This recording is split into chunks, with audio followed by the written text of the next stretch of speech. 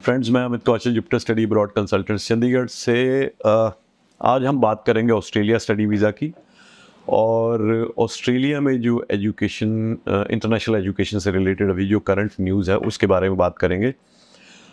आज 5 जून है और 5 जून में ही कोई सिडनी मॉर्निंग हेरल्ड न्यूज़पेपर है, वहाँ का बहुत ही प्रीमियम न्यूज़पेपर है ये, ऑस्ट्रेलिया का। उसमें एक आर्टिकल छपा है, सॉरी। तो आर्टिकल का जो हेडिंग है वो है leaked memo reveal international students rorting dual study loopholes. इसका मतलब ये है कि ये जो हम आज बात कर रहे हैं कि बच्चे कंकरेंट सीओई को मिसयूज़ कर रहे हैं, ये चीज़ ऑस्ट्रेलिया गवर्नमेंट को 1.5 साल पहले ही पता चल गई थी। And yet they were blaming the agents और आई डोंट नो, और मे बी दोज कॉलेजेस जो कि कंकरेंट सीओई कर रहे थे। अभी ये, क्योंकि इसके बाद अब बहुत तेज़ी से इसके ऊपर काम होने वाला है, तो कहीं ना कहीं ये जो पॉलिसी चेंज बिल्कुल होगी। जो ये loop holes Australia study visa के अंदर थे, जिसका मिसयूज़ हो रहा था बहुत बड़े लेवल पे, और ये 1.5 साल पहले ही उनकी गवर्नमेंट को पता चल गया था कि ये जो कंकरेंट सीओई इन्होंने करी थी कोविड के इमीडिएटली बाद, सो दैट जो इमीडिएट स्किल शॉर्टेजेस हैं, छोटे छोटे रेस्टोरेंट्स हैं, बार्स हैं या कहीं पे भी, तो वो ये कह रहे थे कि अगर कोई वहाँ पे आए, वो छोटे कॉलेजेस में एडमिशन लेके they can start working, because ये जो ट्रेड कोर्सेज है वहाँ पे ज़्यादा वर्कलोड नहीं होता पढ़ाई का। तो मेन पर्पज़ ये था कि वहाँ पे एडमिशन आप ले सकते हो छोटे कॉलेजेस में, और आप साथ में एज ए लेबर फोर्स काम कर सकते हो। तो उस ऑप्शन को लोगों ने क्या किया, यहाँ से लेके गए हायर एजुकेशन के कोर्सेज में सीओई वीज़ा लिया, वहाँ चले गए, वहाँ जाके कंकरेंट सीओई लेके दूसरे कोर्सेज में चले गए। और क्योंकि वर्क लिमिटेशंस नहीं थी, वर्किंग आवर लिमिटेशंस नहीं थी, तो मेजॉरिटी ऑफ स्टूडेंट्स ने ये सारी चीज़ें करी।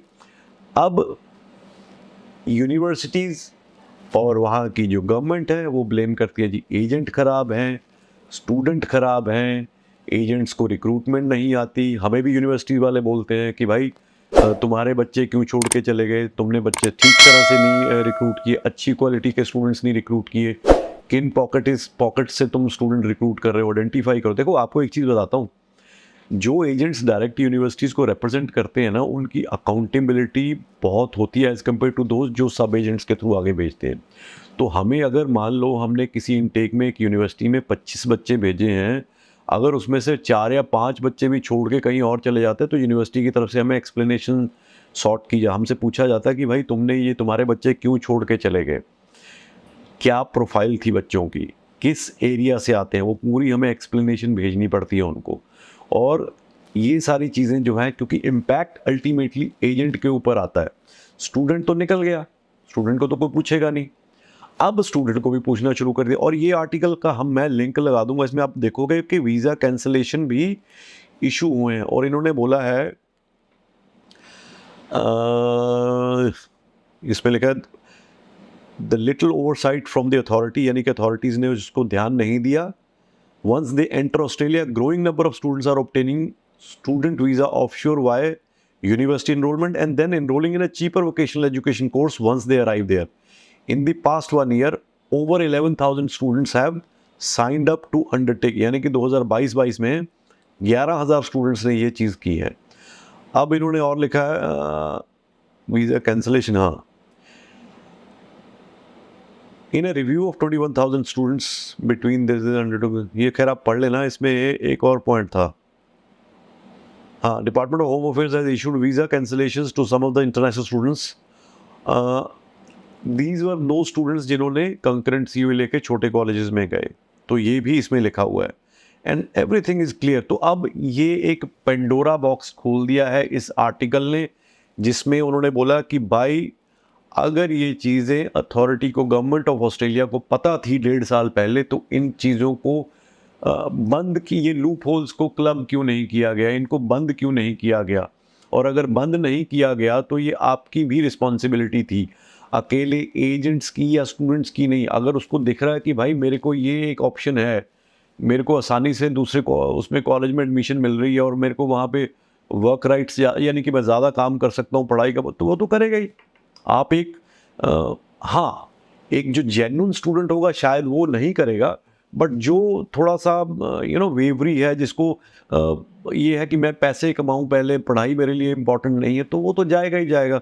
तो बेटर है आप उसको लूप होल को पहले क्लब करो, उसको बंद करो पहले, सो दैट वो उसके पास ऑप्शन ही ना हो। ये अब इससे होगा क्या? इससे government of Australia specially on students changing their courses, their universities will be very strict.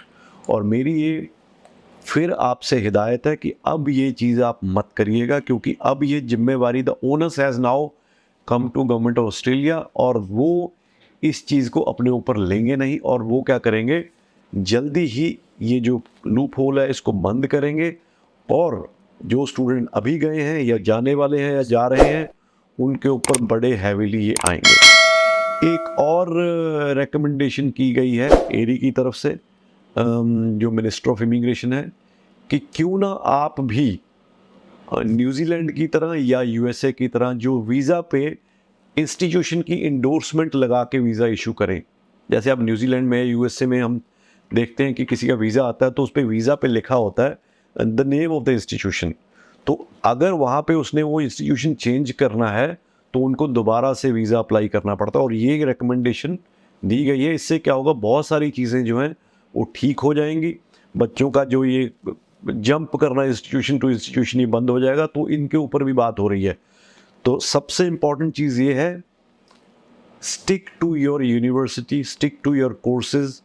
Same university में अगर आपको कोर्स चेंज करना है और अवेलेबल है, that should not be a problem as long as it is of the same level और a higher level. But otherwise जो ये ट्रेड कोर्सेज में जंपिंग हो रही थी, जिसको वाका जंपिंग बोलते हैं उनकी लैंग्वेज में, तो वो मत करिए।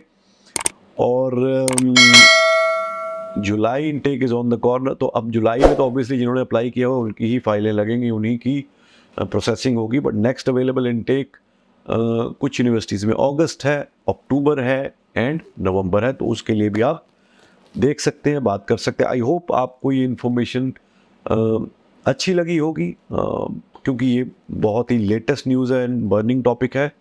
तो प्लीज़ इसको शेयर ज़रूर करिए, ताकि अगर कोई अभी सोच रहा है शिफ्ट करने का, वो प्लीज़ ना करे, क्योंकि ये अब बहुत बड़ा इशू बनने वाला है। Thank you so much.